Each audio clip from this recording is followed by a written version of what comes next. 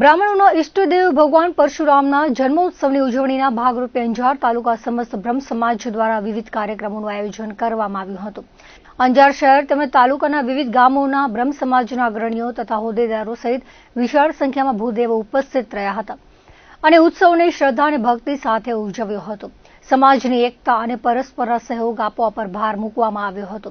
સવાસર નાકા પર આવેલ સુપ્રસિદ્ધ શ્રી નીલકંઠ મહાદેવ મંદિર મધ્યે ભગવાન પરશુરામજીની શાસ્ત્રોક્ત વિધિ સાથે મહાપૂજા કરવામાં આવી હતી. ત્યારબાદ મહાઆરતી કરવામાં આવી હતી. શાસ્ત્રોક્ત વિધિ દેવેન કનકચંદ્ર વ્યાસે સંપન્ન કરાવી હતી. સ્વામિનારાયણ મંદિરના સંતોએ મુખ્ય રથમાં ભગવાન પરશુરામજીની મહાપૂજા કરી શોભાયાત્રાને પ્રસ્થાન કરાવ્યું હતું.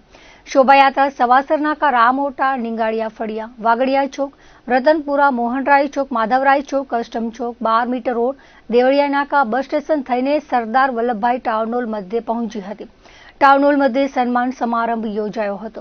મંત્રી ત્રિકમભાઈ છાંગાએ ભગવાન પરશુરામના આદર્શને આત્મસાત કરવાની સાથે સાથે ભારતીય સંસ્કૃતિ અને પરંપરાનો અમૂલ્ય વારસો જાળવી રાખવા બ્રહ્મ સમાજના યુવાનોને અપીલ કરી હતી.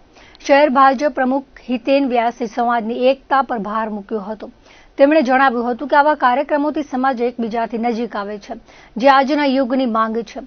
અધ્યક્ષ સ્થાનેથી પોતાનું વક્તવ્ય આપતા સંસ્થાના પ્રમુખ હિરેન ખાંડેકાએ જણાવ્યું હતું કે બ્રહ્મ સમાજના વિવિધ સમાજો તેમજ અન્ય સમાજના લોકો અને પોલીસ તંત્ર તથા વહીવટી તંત્ર દ્વારા હંમેશા સમાજને ભરપૂર સહયોગ સાંપડ્યો છે.